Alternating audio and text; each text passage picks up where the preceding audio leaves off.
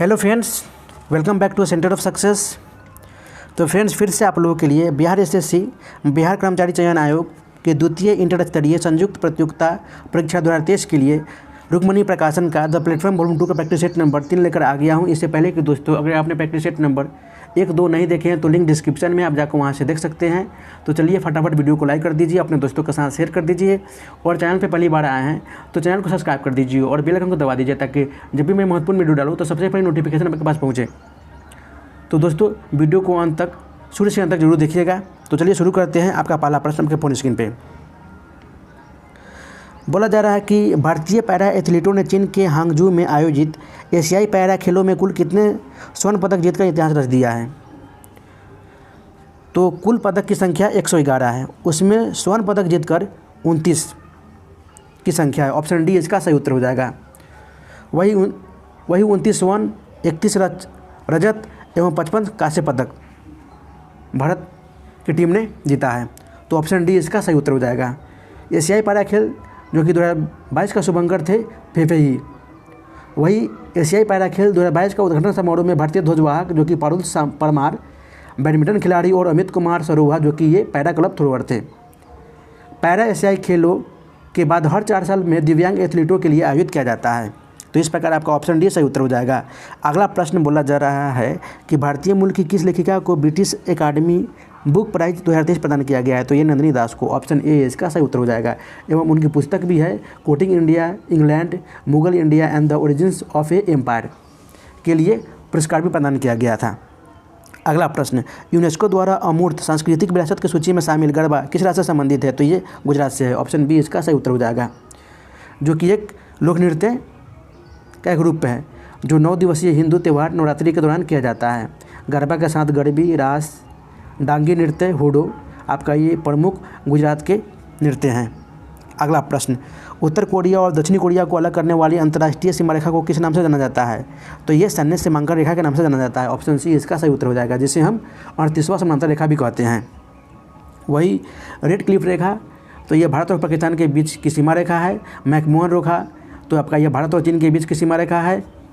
49वां parallel, जैसे समांतर रेखा बोलते हैं, ये अमेरिका और कनाडा के बीच की सीमा रेखा है। ड्रोन रेखा आप लोग याद कर लीजिएगा, पाकिस्तान और अफगानिस्तान के बीच की सीमा रेखा है। अगला प्रश्न, भूटान की सीमा इनमें से किस भारतीय राज्य से जुड़ी हुई नहीं है। तो ये उड़ीसा से जुड़ी हुई नहीं है। उसके साथ आपका असम, सिक्किम, पश्चिम बंगाल और अरुणाचल प्रदेश जुड़ा हुआ है। तो इस प्रकार आपका ऑप्शन डी सही उत्तर हो जाएगा। अगला प्रश्न, किस देश भारतीय राज्य को प्राचीन समय में कामरूप के नाम से जाना जाता था। तो ये है असम। ऑप्शन सी इसका सही उत्तर हो जाएगा, जो कि प्राचीन काल में गुवाहाटी को प्राग ज्योतिषपुर भी कहा जाता था। कामरूप राज्य का साक्ष्य जो कि समुद्रगुप्त के इलाहाबाद अभिलेख से भी मिलता है। इसमें कामरूप राज्य में अहोम जनजाति ने शासन किया था। थाईलैंड का पुराना नाम अस्थाम था एवं श्रीलंका का पुराना नाम सिलोन था। अगला प्रश्न, भारत के किस राज्य में लुढ़कती पहाड़ियों की भूमि के नाम से जाना जाता है। तो यह है मिजोरम। ऑप्शन डी इसका सही उत्तर हो जाएगा। मिजोरम, जो कि इसका पहले नाम, ये मिजोरम असम का हिस्सा था 1972 ईस्वी में। फिर इसे 1987 ईस्वी में मिजोरम राज्य की स्थापना की गई थी। अगला प्रश्न, भारत के किस विद्या पिलई किस खेल से संबंधित है। तो ये स्नूकर से संबंधित है। ऑप्शन ए इसका सही उत्तर हो जाएगा। विद्या पिलई ने जो कि दोहा के कतर में IBSF 6 रेड स्नूकर विश्व चैंपियनशिप खिताब जीतकर हासिल किया है। वही अनाहत सिंह राष्ट्रीय स्वैक्स चैंपियनशिप खिताब जीतने वाली दूसरे सबसे कम उम्र की खिलाड़ी बन गई है। अगला प्रश्न, मंगल ऑर्बिटर मिशन मॉम मंगलयान को किस वर्ष में प्रक्षेपित किया गया था। तो ये 2013 में प्रक्षेपित किया गया था। ऑप्शन बी इसका सही उत्तर हो जाएगा। वही यह भारत का प्रथम मंगलयान अभियान रहा था। मंगलयान जो कि आंध्र प्रदेश के श्री हरिकोटा स्थित सतीश धवन अंतरिक्ष केंद्र से ध्रुवीय उपग्रह प्रक्षेपण यान जो कि PSLV C-25 के द्वारा प्रक्षेपित किया गया था। वही चंद्रयान 1 जो कि 2008 में PSLV C-11 के द्वारा प्रक्षेपित किया गया था। चंद्रयान 2 जो कि 22 जुलाई 2019 को लॉन्च किया गया था, लेकिन ये असफल रहा। चंद्रयान 3 जो कि लॉन्च हुआ था 14 जुलाई 2023 को, लेकिन ये लैंडिंग किया था 22 या 23 अगस्त के आसपास। और इसने चंद्रमा के दक्षिण ध्रुव पे सॉफ्ट लैंडिंग करने वाली दुनिया का एकमात्र विक्रम लैंडर था। अगला प्रश्न, रविन्द्रनाथ टैगोर को किस वर्ष में नोबेल पुरस्कार से सम्मानित किया गया था? तो ये 1913 में नोबेल पुरस्कार से सम्मानित किया गया था। ऑप्शन सी इसका सही उत्तर हो जाएगा। एवं इनको गीतांजलि के लिए साहित्य का नोबेल पुरस्कार दिया गया था। नोबेल पुरस्कार की शुरुआत जो कि 1901 में किया गया था, अमर्त्य सेन को 1998 में अर्थशास्त्र के क्षेत्र में नोबेल पुरस्कार दिया गया था। वही 2023 में शांति का नोबेल पुरस्कार देने वाली आपका ये मानवाधिकारी कार्यकर्ता नरगिस मोहम्मदी को दिया गया था। अगला प्रश्न, प्रसिद्ध पुस्तक उपन्यास पोस्ट ऑफिस के लेखक कौन है? तो ये रहे थे रविन्द्रनाथ टैगोर। ऑप्शन ए इसका सही उत्तर हो जाएगा। वही अनटचेबल पुस्तक के लेखक है मुल्कराज आनंद एवं पंचतंत्र के लेखक है विष्णु शर्मा। अगला प्रश्न, मलेशिया की प्रशासनिक राजधानी कौन सी है? तो ये है पुत्रजाया। ऑप्शन ए इसका सही उत्तर हो जाएगा। वही मलेशिया की राष्ट्रीय राजधानी कुआलालंपुर है। यह दक्षिण पूर्व एशिया में स्थित उष्णकटिबंधीय देश हैं। यहाँ की अधिकांश जनसंख्या जो कि इस्लाम धर्म से संबंधित है। अगला प्रश्न, अंडमान निकोबार द्वीप समूह बंगाल की खाड़ी में भारतीय मुख्य भूमि के डैश में स्थित है? तो ये दक्षिण पूर्व में स्थित है। ऑप्शन सी इसका सही उत्तर हो जाएगा। अंडमान निकोबार द्वीप समूह जो कि 6 डिग्री 14 डिग्री उत्तरी अक्षांश और 92 डिग्री 94 डिग्री पूर्वी देशांतर में स्थित है। अंडमान निकोबार जो कि 10 डिग्री उत्तरी अक्षांश को विभाजित करती है। अंडमान निकोबार की जलवायु नम उष्णकटिबंधीय और तटीय है। अंड निकोबार द्वीप समूह में दक्षिण पश्चिम तथा उत्तरी पूर्वी दोनों मानसून की वर्षा होती है। अंडमान निकोबार द्वीप समूह की राजधानी जो कि पोर्ट ब्लेयर दक्षिणी अंडमान में स्थित है। अगला प्रश्न, बोला जा रहा है कि किस राज्य ने बसों में महिलाओं को मुफ्त यात्रा प्रदान करने के उद्देश्य से महालक्ष्मी योजना शुरू की है? तो ये आपका ये करंट अफेयर्स का प्रश्न है, तो इसमें सही उत्तर हो जाएगा तेलंगाना। ऑप्शन बी इसका सही उत्तर हो जाएगा।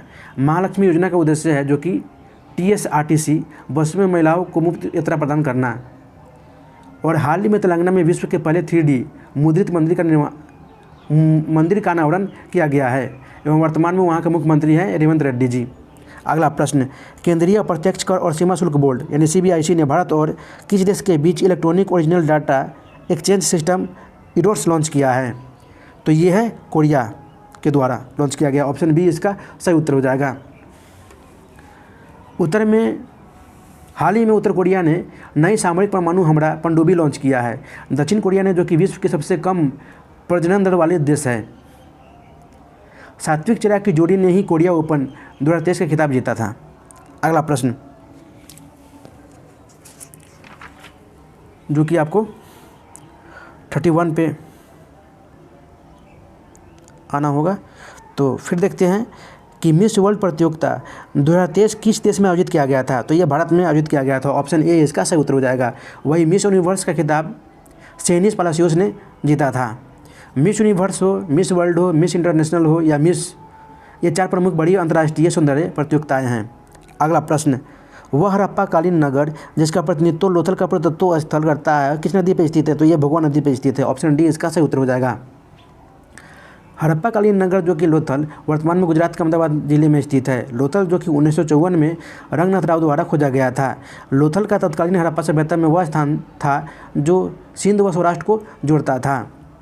लोथल हड़प्पा सभ्यता के परिपक्व अवस्था को इंगित करता है। तो इस प्रकार आपका ऑप्शन डी सही उत्तर हो जाएगा। अगला प्रश्न, भारतीय राष्ट्रीय कांग्रेस ने पहला असहयोग आंदोलन किस पर शुरू किया गया था? तो ये 1920 में शुरू किया गया था, 1 अगस्त 1920 को। ऑप्शन सी इसका सही उत्तर हो जाएगा। और असहयोग आंदोलन के समय में ही गांधी जी ने केसर-ए-हिंद की उपाधि वापस कर दी थी।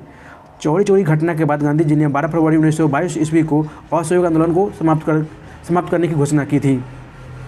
अगला प्रश्न, महात्मा गांधी जी जब द्वितीय गोलमेज सम्मेलन सभा में भाग लेने लंदन ठहरे थे तो कहाँ ठहरे थे? तो ये किंग्सले हॉल में ठहरे थे। ऑप्शन ए इसका सही उत्तर हो जाएगा। 5 मार्च 1931 को गांधी में समझौता के बाद गांधी जी ने कांग्रेस के एकमात्र प्रतिनिधि के रूप में इस सम्मेलन में हिस्सा लिया था। वही प्रथम गोलमेज सम्मेलन जो कि 12 नवंबर 1930 से 19 जनवरी 1931 तक लंदन में आयोजित किया गया था। वही दूसरा गोलमेज सम्मेलन 7 सितंबर 1931 से 1 दिसंबर 1931 तक चला था। वही तृतीय गोलमेज सम्मेलन 17 नवंबर 1932 से लेकर 24 दिसंबर 1932 तक लंदन में आयोजित किया गया था। और गांधी इरविन समझौता को ही दिल्ली समझौता के नाम से भी जाना जाता है। अगला प्रश्न, आज़ाद हिंद फौज किस दिवस को मनाया जाता है? तो ये 12 नवंबर 1945 को मनाया जाता है। ऑप्शन बी इसका सही उत्तर हो जाएगा, जो कि 5 से 11 नवंबर 1945 तक आज़ाद हिंद फौज के सिपाहियों R.K. सहगल और शाहनवाज तथा खुशबख्श सिंह ढल्लन पर लाल किले में मुकदमा चलाया गया था। अगला प्रश्न, निम्नलिखित में से नृत्य का शास्त्रीय रूप कौन सा है? तो ये आपका मणिपुरी है। ऑप्शन ए इसका सही उत्तर हो जाएगा, जो कि मणिपुर से संबंधित है। वही मयूरभंज का छऊ आपका ये नृत्य शैली पश्चिम बंगाल, बिहार, उड़ीसा पूर्वी राज्यों से संबंधित है।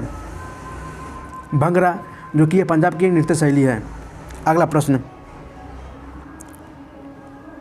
बोला जा रहा है कि किस भारतीय राज्य में सामाजिक उत्सव छपार मेला आयोजित किया जाता है? तो ये पंजाब में आयोजित किया जाता है।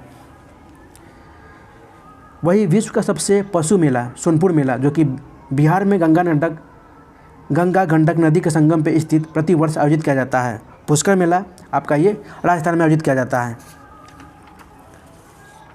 अगला प्रश्न, पश्चिमी तटीय मैदान के विभाजन के संदर्भ में निम्नलिखित में से कौन सा युग्म सही सुमेलित नहीं है? तो यहाँ पे आप लोग देखिएगा कि कर्नाटक, केरल, कोरोमंडल तट ये सही सुमेलित नहीं है। ऑप्शन बी इसका सही उत्तर हो जाएगा, क्योंकि केरल का मलाबार तट होगा। वही गुजरात का कच्छ और कठियावाड़ तट हो जाएगा, महाराष्ट्र का कोंकण तट हो जाएगा और कर्नाटक का मंगलोर तट हो जाएगा। तो इस प्रकार आपका ऑप्शन बी सही उत्तर हो जाएगा। पूर्वी तटीय मैदान का दक्षिणी भाग को कोरोमंडल के नाम से भी जाना जाता है। कोरोमंडल के नाम से भी जाना जाता है। वही गुजरात से गोवा तक तटीय मैदान को कोंकण तट कहते हैं। गोवा से कर्नाटक के मंगलोर तक का हम कंकण तट के नाम से जाना जाता है। बेंगलोर से कन्याकुमारी तक का तटीय मैदान हम मलाबार तट के नाम से जानते हैं। एवं आंध्र प्रदेश से तमिलनाडु के तटीय मैदानों को हम कोरोमंडल तट के नाम से भी जानते हैं। तो इस प्रकार आपका ऑप्शन बी सही उत्तर हो जाएगा। अगला प्रश्न, भारत में पहली कपड़ा मिल कहाँ संचालित हुई थी? तो ये बम्बे में। ऑप्शन डी इसका सही उत्तर हो जाएगा। वही आधुनिक रूप से सूती वस्त्र की पहली मिल की स्थापना जो कि 1818 ईस्वी में कलकत्ता के समय फोर्ट ग्लास्टर में की गई थी, जो असफल रहा था। वही सर्वप्रथम पहला सफल आधुनिक सूती वस्त्र कारखाना 1854 ईस्वी में खोला गया था, लेकिन प्रारंभ किया गया था 1856 ईस्वी में। तो ये भी आप लोग ध्यान में रखिएगा। अगला प्रश्न, निम्नलिखित समस्याओं में से कौन सी समस्या भारतीय अर्थव्यवस्था से निरंतर रूप से जुड़ी हुई है? तो मुद्रास्फीति भी है, राजकोषीय घाटा भी है और चालू खाता घाटा भी है, यानी आपका ऑप्शन डी सही उत्तर हो जाएगा। वही 2023-24 राजकोषीय घाटा का अनुमानित लगाया गया है 5.9%। तो ये भी आप लोग ध्यान में रखिएगा। अगला प्रश्न, निम्न में से किसे म्यूनिख समझौता में शामिल नहीं किया गया है? तो ये रूस को शामिल नहीं किया गया है। ऑप्शन डी इसका सही उत्तर हो जाएगा। म्यूनिख में 4 देशों जो कि Germany, Italy, great Britain, France है। जर्मनी, इटली, ब्रिटेन और फ्रांस है। इस समझौते का संबंध जो कि चेकोस्लोवाकिया से था। अगला प्रश्न, निम्न में से अजातशत्रु के वंश का नाम क्या है? तो ये हर्यक वंश है। ऑप्शन डी इसका सही उत्तर हो जाएगा। एवं हर्यक वंश का संस्थापक बिंबिसार था एवं अजातशत्रु का उपनाम कुनिक था। हर्यक वंश का अंतिम राजा जो कि उदयन का पुत्र नागदक्षक रहा था। अजातशत्रु अपने पिता बिंबिसार की हत्या किया था। उसके बाद उदयन ने अपने पिता अजातशत्रु की हत्या करके राजगद्दी पर बैठा था। हर्यक वंश को हम पितृहंसा वंश भी कहते हैं। अगला प्रश्न, निम्न में से किस वंश की शासिका रानी दिद्धा थी? तो ये उत्पल वंश की। ऑप्शन डी इसका सही उत्तर हो जाएगा। कश्मीर में उत्पल वंश की स्थापना जो कि अवंती वर्मन ने की थी। संग्रामराज ने कश्मीर में लोहार वंश की स्थापना की थी। वही दुर्लभ वर्धन ने कश्मीर में कारकोट वंश की स्थापना की थी। अगला प्रश्न, भारतीय उपमहाद्वीप में लौह का सर्वप्रथम साहित्यिक संदर्भ किसमें मिलता है? तो ये मिलता है यजुर्वेद में। ऑप्शन बी इसका सही उत्तर हो जाएगा। वैसे वेद चार प्रकार के होते हैं, ऋग्वेद, सामवेद, यजुर्वेद और अथर्ववेद। ऋग्वेद जो कि सबसे प्राचीनतम ग्रंथ है, इसमें देवताओं के प्रार्थना से संबंधित वेद ग्रंथ है। इसमें 10 मंडल है। सामवेद आपका ये संगीत, मंत्र, उच्चारण से संबंधित वेद ग्रंथ है। यजुर्वेद आपका ये यज्ञ, पूजा पाठ के विधियों से संबंधित ग्रंथ है। और अथर्ववेद इसमें तंत्र, मंत्र, जादू टोना का समावेश है। यजुर्वेद में जो कि लोहे के लिए श्याम आयस और कृष्ण आयस शब्द का उपयोग किया गया है। लौह प्रौद्योगिकी गुण की शुरुआत जो कि उत्तर वैदिक काल से माना जाता है। यजुर्वेद को हम कर्मकांडीय वेद भी कहते हैं। यजुर्वेद में जो कि पद और गद दोनों शैली होती है। तो इस प्रकार आपका ऑप्शन बी सही उत्तर हो जाएगा। अगला प्रश्न, माजुली द्वीप जो दुनिया का सबसे बड़ा नदी डेल्टा है कहाँ स्थित है? तो ये असम में स्थित है। ऑप्शन ए इसका सही उत्तर हो जाएगा, जो कि ब्रह्मपुत्र नदी के मध्य में बसा एक नदी द्वीप है। 1 सितंबर 2016 को जो कि गिनीज वर्ल्ड ऑफ रिकॉर्ड द्वारा माजुली द्वीप को विश्व का सबसे बड़ा नदी द्वीप घोषित किया गया था। माजुली द्वीप से लिया गया, जिसका अर्थ होता है पानी से घिरा हुआ क्षेत्र। अगला प्रश्न जो कि आपका 61 में दे रखा है, तो फिर आ जाते हैं यहीं पे। बोला जा रहा है कि उस प्रकार के मौसम की पहचान करें जो भारत के 4 मौसमों का हिस्सा नहीं है। तो यहाँ पे दक्षिण पूर्व मानसून का मौसम आपका ये भारत का हिस्सा नहीं है। वैसे भारत के 4 मौसम हैं, शीत ऋतु, ग्रीष्म ऋतु, वर्षा ऋतु एवं शरद ऋतु। शीत ऋतु जो कि नवंबर के मध्य में शुरू होती है और फरवरी में समाप्त हो जाती है। वर्षा ऋतु ये आपका दक्षिण पश्चिम मानसून के आगमन के साथ साथ मध्य जून से आरंभ होती है और सितंबर तक खत्म हो जाती है। ग्रीष्म ऋतु आपका मार्च से जून तक होती है और उच्च तापमान तथा कम आर्द्रता इस ऋतु की प्रमुख विशेषताएं हैं। और उसके बाद मैं बता दूं आपको कि शरद ऋतु मध्य सितंबर से शुरू होकर मध्य नवंबर में समाप्त हो जाती है। भारत की जो कि 75 से 80% वर्षा दक्षिण पश्चिमी मानसून पवनों के द्वारा होती है। तो इस प्रकार आपका ऑप्शन ए सही उत्तर हो जाएगा। अगला प्रश्न, भारत के सेवानिवृत्त राष्ट्रपति के लाभों के संबंध में निम्नलिखित में से कौन सा कथन सही है? तब भारत के पूर्व राष्ट्रपति बोला जा रहा है कि 2.5 लाख की मासिक पेंशन हकदार होंगे, ये भी सही है। वे एक निजी सचिव, एक निजी सहायक, एक अतिरिक्त निजी सचिव, 2 चपरासी और प्रति वर्ष 1 लाख तक के कार्यालय व्यय सहित एक सचिव स्टाफ के हकदार होंगे, ये भी सही है। एवं वे रेल, हवाई, स्टीमर द्वारा एक व्यक्ति के साथ भारत में कहीं भी उच्चतम श्रेणी की निःशुल्क यात्रा भी कर सकेंगे। तो यहाँ पर भी ये भी सही है। तो यानी आपका ऑप्शन ए 1, 2, 3 सही सम्मिलित हो जाएगा। राष्ट्रपति के निधन के बाद भी उसके परिवार को पेंशन मिलेगा, जो कि राष्ट्रपति को मिलने वाली पेंशन से आधा होगी। अगला प्रश्न, निम्न में से किसके द्वारा महाधिवक्ता की नियुक्ति होती है? तो ये राज्यपाल के द्वारा होती है। ऑप्शन बी इसका सही उत्तर हो जाएगा। महाधिवक्ता जो कि राज्य सरकार का प्रमुख कानूनी सलाहकार होता है। भारतीय संविधान के अनुच्छेद 165 के तहत जो कि राज्यपाल महाधिवक्ता की नियुक्ति करता है। महाधिवक्ता बनने के लिए वही योग्यता होनी चाहिए जो उच्च न्यायालय के न्यायाधीशों के लिए निर्धारित की गई है। महाधिवक्ता कार्यकाल को निश्चित नहीं किया गया है संविधान में और न ही उन्हें हटाने का प्रावधान किया गया है। वह अपने पद पर राज्यपाल के प्रथम प्रयत्न बना रहता है। अगला प्रश्न, संविधान प्रारूप समिति के समक्ष प्रस्तावना का प्रस्ताव किसने रखा था? तो ये जवाहरलाल नेहरू जी ने रखे थे। ऑप्शन ए इसका सही उत्तर हो जाएगा। वही संविधान का प्रारंभिक मॉडल जो कि VN राव जी ने के द्वारा तैयार किया गया था। 13 दिसंबर 1946 को प्रस्तावना रखा गया था, जिसे संविधान सभा ने 22 जनवरी 1947 को स्वीकार कर लिया गया था। प्रारूप समिति का अध्यक्ष थे डॉक्टर भीमराव अम्बेडकर जी। वही जवाहरलाल नेहरू जी संघ संविधान समिति के अध्यक्ष रहे थे। संविधान की प्रस्तावना में जो कि 42वें संविधान संशोधन 1976 के द्वारा समाजवादी, धर्मनिरपेक्ष और अखंडता शब्द जोड़ा गया था। अगला प्रश्न, बिहार सोशलिस्ट पार्टी का गठन कब हुआ था? तो ये 1931 में हुआ था, पटना में। ऑप्शन ए इसका सही उत्तर हो जाएगा। एवं इस सदस्यों में गंगा शरण सिन्हा, योगेंद्र शुक्ल, अब्दुल बारी और रामवृक्ष बेनीपुरी के साथ साथ कर्पूरी ठाकुर भी सम्मिलित थे। वही कांग्रेस सोशलिस्ट पार्टी के गठन का बात करूं तो 17 मई 1934 में हुई थी, जो कि 1934 में कांग्रेस सोशलिस्ट पार्टी का प्रथम अधिवेशन पटना में ही हुआ था। एवं उस समय अध्यक्षता किए थे आचार्य नरेंद्र देव जी और सचिव थे जयप्रकाश नारायण। तो ये भी आप लोग ध्यान में रखिएगा। अगला प्रश्न, पाकिस्तान की पहली महिला प्रधानमंत्री कौन थी? तो ये थी बेनजीर भुट्टो। ऑप्शन ए इसका सही उत्तर हो जाएगा। एवं उस समय इंदिरा गांधी जी भारत की प्रथम महिला प्रधानमंत्री रही थी। अगला प्रश्न, म्यांमार कब आज़ाद हुआ था? तो ये 4 जनवरी 1948 को आज़ाद हुआ था। ऑप्शन बी इसका सही उत्तर हो जाएगा, जो कि भारत सरकार अधिनियम 1935 से बर्मा को भारत से अलग कर दिया गया था। अगला प्रश्न, रूस की मुद्रा का नाम क्या है? तो ये रूबल है। ऑप्शन सी इसका सही उत्तर हो जाएगा। रूस की राजधानी मॉस्को है, जो कि मस्कोवा नदी के किनारे स्थित है। ईरानी रियाल जो कि ईरान की मुद्रा है एवं इसकी राजधानी तेहरान है। अगला प्रश्न, हिंदी किस लिपि में लिखी जाती है? तो ये देवनागरी लिपि में लिखी जाती है। ऑप्शन ए इसका सही उत्तर हो जाएगा। वही भारत में लिपि के विकास की शुरुआत ब्राह्मी लिपि की प्रस्थान बिंदु से माना जाता है। अगला प्रश्न, किस पंचवर्षीय योजना के समय भारत में पंचायती राज व्यवस्था को प्रथम बार लाया गया था? तो ये द्वितीय पंचवर्षीय योजना के तहत लाया गया था। ऑप्शन बी इसका सही उत्तर हो जाएगा।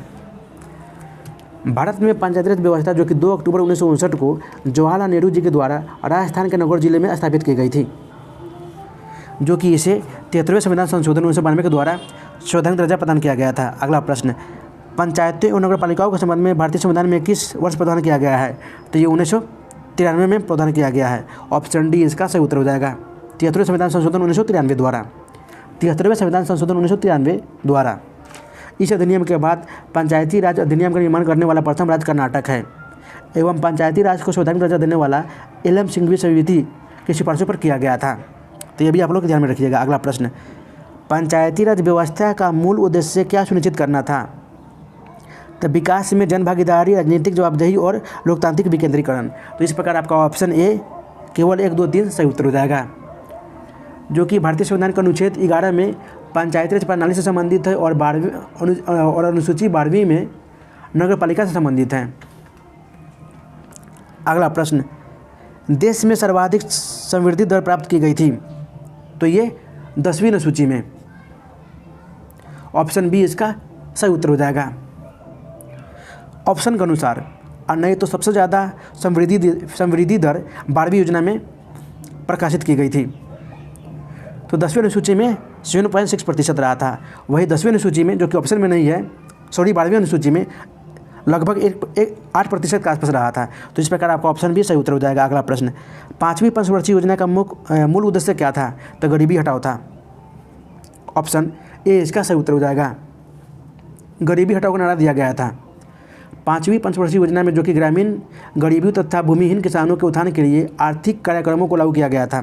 अगला प्रश्न, प्रधानमंत्री जन धन योजना के संदर्भ में निम्नलिखित कथनों पर विचार कीजिए। तो इसे वर्ष 2014 में यानी 28 अगस्त 2014 को प्रारंभ किया गया था। इसके अंतर्गत लोगों को बैंक खाता खोलने के लिए प्रोत्साहित किया जाता था एवं इसका उद्देश्य बचत को बढ़ावा के साथ साथ सरकारी योजनाओं के अंतर्गत मिलने वाले लाभों तथा आर्थिक सहायताओं को सीधे खाताधारियों को स्थापित करना था। तो ये भी कथन सत्य है। तो इस प्रकार आपका ऑप्शन डी सही उत्तर हो जाएगा। अगला प्रश्न, यहाँ पे आपका रीजनिंग का प्रश्न है, वो भी देखते हैं। नीचे 4 शब्द दिया गया है, जिनमें से 3 किसी संदर्भ में एक समान नहीं है, उनमें से एक असंगत है। उस असंगत शब्द का चयन कीजिए। तो बोल रहा है शांति, वागयुद्ध, उत्पाद, आलोड़न। तो इससे क्या पता चल रहा है कि वागयुद्ध, उत्पाद, आलोड़न ये सब आपका उद्दंड स्वभाव को दर्शाता है। शांति जो कि ये तीनों से भिन्न है। तो इस प्रकार आपका ऑप्शन ए सही उत्तर हो जाएगा। अगला प्रश्न, जो कि मैं आपको ये आपका ये सब मैथ और रीजनिंग का प्रश्न है। तो आइए आप 92 पे बोला जा रहा है कि निम्नलिखित में से किसने मिल्खा सिंह को फ्लाइंग सिख का खिताब दिया था? तो ये जनरल अयूब खान ने दिया था। ऑप्शन डी इसका सही उत्तर हो जाएगा, जो कि 1960 में पाकिस्तान के तत्कालीन राष्ट्रपति अयूब खान ने यह फ्लाइंग सिख की उपाधि दी थी, जो कि मिल्खा सिंह ने 1960 में ओलंपिक में 400 मीटर की रेस में 4थे स्थान पे रहे थे। और इनकी मिल्खा सिंह की आत्मकथा भी है the race of my life. तो इस तरह आप लोग याद रखिएगा यह भी चीज़। अगला प्रश्न, 1978-79 से ग्रामीण विकास का एक व्यापक कार्यक्रम प्रारंभ किया गया, जिसका उद्देश्य ग्रामीण बेरोजगारी कम करना था। इस योजना का नाम क्या था? तो इस योजना का नाम था समन्वित ग्राम विकास योजना कार्यक्रम। ऑप्शन बी इसका सही उत्तर हो जाएगा। राष्ट्रीय विस्तार विकास योजना, जो कि 2007 में शुरुआत की गई थी। राष्ट्रीय गोकुल मिशन, जो कि 2014 में शुरुआत किया गया था। तो इस प्रकार आपका ऑप्शन बी सही उत्तर हो जाएगा। अगला प्रश्न, भारत में गरीबी अनुमानों का आधार क्या है? तो ये है परिवार का उपयोग व्यय। ऑप्शन सी इसका सही उत्तर हो जाएगा। अगला प्रश्न, भारत की किस पंचवर्षीय योजना के अंतर्गत समाजवादी सिद्धांतों को अपनाया गया था? तो ये है द्वितीय पंचवर्षीय योजना के तहत समाजवादी सिद्धांतों को अपनाया गया। तो ऑप्शन बी इसका सही उत्तर हो जाएगा, जो कि ये पंचवर्षीय योजना महालनोबिस मॉडल पर आधारित थी। कृषि के साथ साथ औद्योगिक विकास पर भी विशेष ध्यान दिया गया था, लेकिन औद्योगिक विकास को भी विशेष प्राथमिकता दी गई थी इस योजना के तहत। अगला प्रश्न, किस ताप पर जल का घनत्व अधिकतम होता है? तो ये 277 केल्विन पे जल का घनत्व अधिकतम होता है। ऑप्शन सी इसका सही उत्तर हो जाएगा। अगला प्रश्न, बोला जा रहा है कि दो कण कुछ दूरी पर रखे, यदि दोनों कणों के द्रव्यमान दुगने कर दिए जाएं तथा इनके बीच की दूरी अपवर्तित रखे तो इनके बीच का गुरुत्वाकर्षण बल क्या होगा? यानी यहाँ पे गुरुत्वाकर्षण की बात कर रहा है, जी किसके बराबर होगा? तो फार्मूला होता है कि एफ जी, जो कि ये गुरुत्वाकर्षण नियतांक है, आपका ये मास ऑफ पिंड है, तो एम बटा आर स्क्वायर, जो कि आर क्या है? दोनों पिंडों के बीच की दूरी है। आपका एम यहाँ पे पहले पिंड का द्रव्यमान है और स्मॉल एम आपका ये भी दूसरे पिंड का द्रव्यमान है। तो इस प्रकार आपका एम एवं कैपिटल एम एवं स्मॉल एम बोला जा रहा है कि दो कणों के द्रव्यमान दोगुने कर दिया जाए, यानी दोनों का मान 2 है। तो एफ बराबर आप यहाँ पे बोल सकते हैं कि एफ बराबर जी 2m इंटू 2m बटा आर स्क्वायर। तो यहाँ पे एफ बराबर 4 इंटू जी एम बटा आर स्क्वायर, जो कि एफ डैश आपका ये 4f के बराबर हो जाएगा। तो इस प्रकार 4 गुना हो जाएगा। ऑप्शन बी सही उत्तर हो जाएगा। अगला प्रश्न, बोला जा रहा है कि दो समांतर धारावाही तार जिनमें एक ही दिशा में विद्युत धारा प्रवाहित हो रही है एक दूसरे को आकर्षित करते हैं, इसका कारण क्या है? तो इसके कारण उनके बीच चुंबकीय बल है। ऑप्शन डी इसका सही उत्तर हो जाएगा, क्योंकि उनके बीच चुंबकीय बल का कार्य करना है। यदि दो समांतर चालक तारों से विपरीत दिशा में विद्युत धारा प्रवाहित होती है तो उनके बीच प्रतिकर्षण का अभाव होगा, प्रतिकर्षण बल कार्य करेगा। अगला प्रश्न, जीव जो अधिक दूरी के संबंधी है उनके डीएनए में अधिक अंतर होंगे, इस विचार के आधार पर निर्मित दृष्टिकोण को क्या कहा जाता है? तो इनको बोलते हैं आणविक जातिवृत्त। ऑप्शन ए इसका सही उत्तर हो जाएगा। अगला प्रश्न, अधिवृक्क ग्रंथियां मानव शरीर के किस अंग में स्थित होती है? तो ये वृक्क में स्थित होती है। ऑप्शन डी इसका सही उत्तर हो जाएगा। वृक्क के ऊपर स्थित होती है। इसका मुख्य कारण तनाव की स्थिति में हार्मोन निकलना है। अधिवृक्क ग्रंथि से निकलने वाले हार्मोन को हम लड़ो या उरो हार्मोन भी कहते हैं। वही यकृत, जो कि किडनी विटामिन ए और विटामिन डी के साथ लोहा और तांबा संचित रहता है। मनुष्य का हृदय, जो कि 4 कष्टों का बना होता है, इसका भार लगभग 300 ग्राम के आसपास होता है। फेफड़ा 2 प्रकार के गैसीय अवस्था, जो कि कार्बन डाइऑक्साइड और जल वाष्प को उत्सर्जन करता है। तो इस प्रकार आपका सही उत्तर हो जाएगा ऑप्शन डी। अगला प्रश्न, दाद किस प्रकार की बीमारी है? तो ये कवकीय बीमारी है। ऑप्शन बी इसका सही उत्तर हो जाएगा। दाद, जिसे हम ट्राइकोफाइटन भी ये कारक हैं। अगला प्रश्न, साधारण नमक रासायनिक नाम निम्नलिखित में से क्या है? तो ये है sodium chloride, NaCl। Option C इसका सही उत्तर हो जाएगा। सोडियम क्लोराइड, जो कि एक प्रमुख आयनिक यौगिक है। साधारण नमक को अधिक पौष्टिक बनाने के लिए इसमें पोटेशियम आयोडाइड या सोडियम आयोडाइड मिलाते हैं। इसे नमक को हम आयोडाइड हो जाता है। अगला प्रश्न, चंद्रमा के पृष्ठ के निकट मुक्त रूप से गिरते विभिन्न द्रव्यमानों के दो पिंडों क्या होगा? तो इनके वे किसी भी क्षण समान होंगे। ऑप्शन ए इसका सही उत्तर हो जाएगा, क्योंकि गुरुत्व के कारण उसमें समान त्वरण होंगे।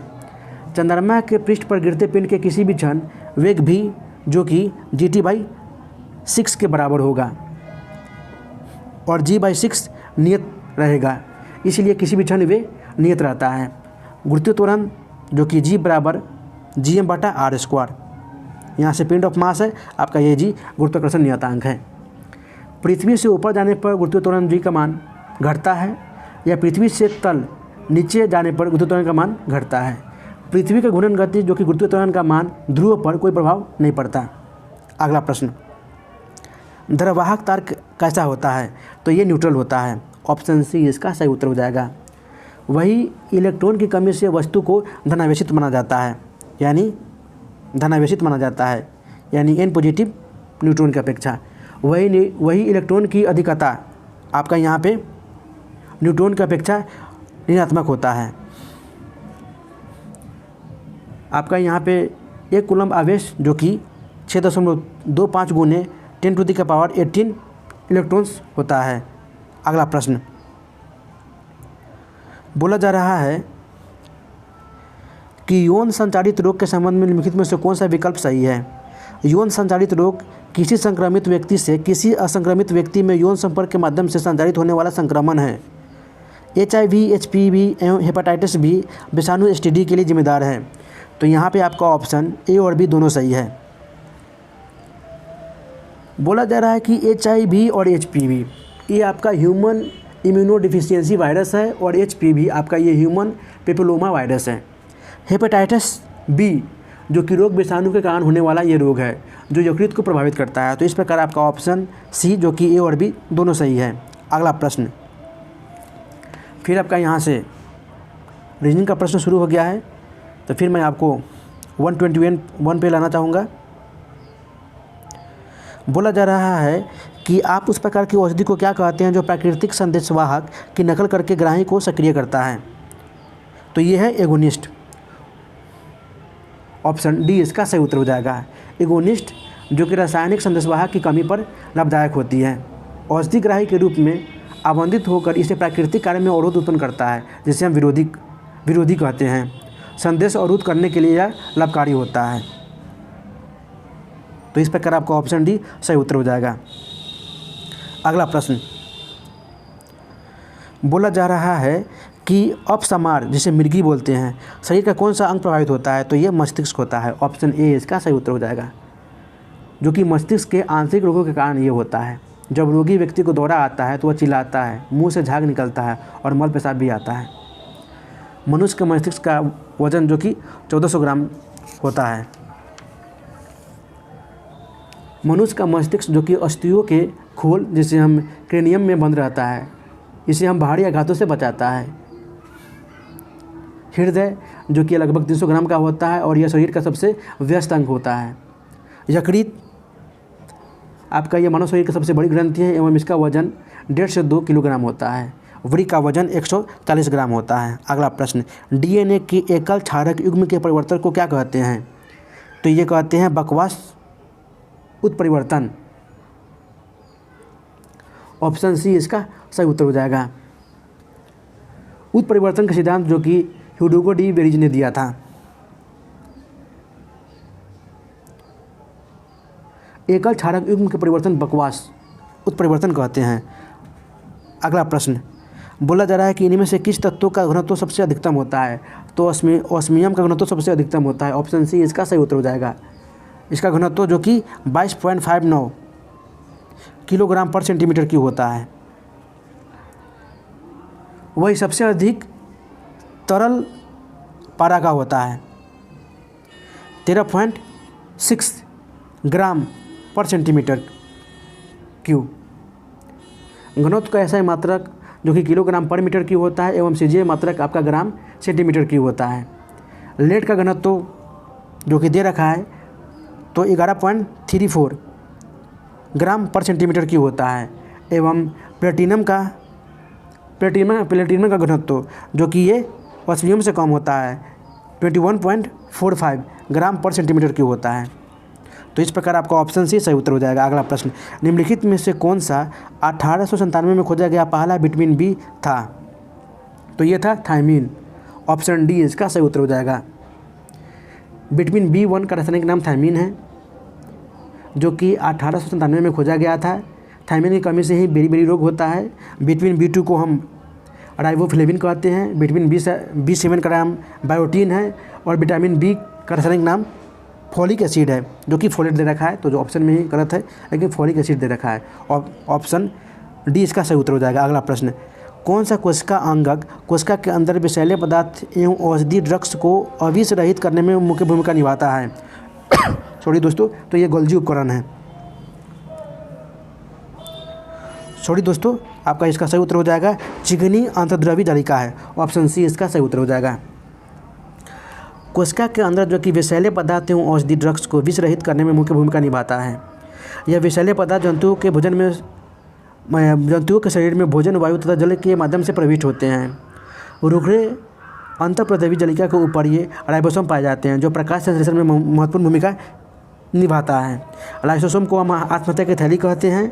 गोल्जी उपकरण जो कि ये कार्बनिक पदार्थों को एकत्रित करता है और जटिल पदार्थों में बदल जाता है, जो कि परिवहन के लिए उत्तरदायित्व होता है। तो इस प्रकार आपका ऑप्शन सी सही उत्तर हो जाएगा।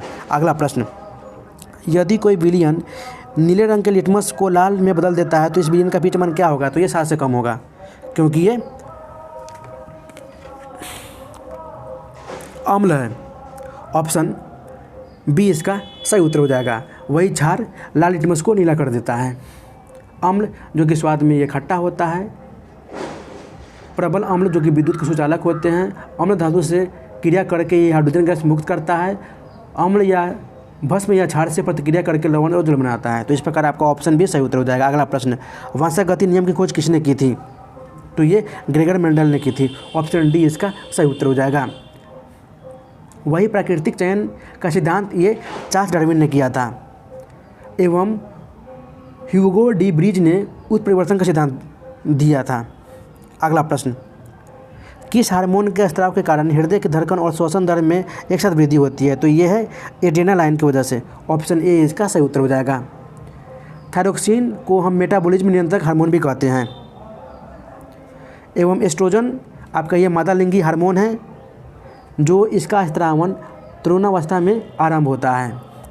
अगला प्रश्न, निम्नलिखित में से कौन सा पदार्थ ऊर्ध्वपातन की प्रक्रिया से गुजरता है? तो ये है आयोडीन। ऑप्शन सी इसका सही उत्तर हो जाएगा। ऊर्ध्वपातन आप इसको बोल सकते हैं कि यदि किसी ठोस पदार्थ को गर्म करने पर द्रवित हुए बिना वाष्पीकृत हो जाता है, उसी घटना को हम ऊर्ध्वपातन कहते हैं। जैसे आपका कपूर हो गया, नेप्थलीन हो गया, एंथ्रेसीन हो गया, बेंजोइक अम्ल हो गया, आपका ये सारा ऊर्ध्वपातन है। ऑप्शन सी इसका सही उत्तर हो जाएगा। ऊर्ध्वपातन के उदाहरण हैं पेट्रोलियम के विभिन्न संघटकों जैसे पेट्रोल, केरोसिन, डीजल आदि आपका ये प्रभाजी आचरण विधि से पृथक किया जाता है। अगला प्रश्न, मानव में जैव प्रक्रियाओं का नियंत्रण और नियमन होता है? तो ये तंत्रिका और अंतःस्रावी ग्रंथों के द्वारा। ऑप्शन डी इसका सही उत्तर हो जाएगा। संतुलन की स्थिति बनाए रखने के लिए दोनों तंत्र एक साथ कार्य करता है।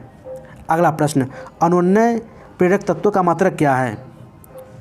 तो ये है हेनरी। ऑप्शन सी इसका सही उत्तर हो जाएगा।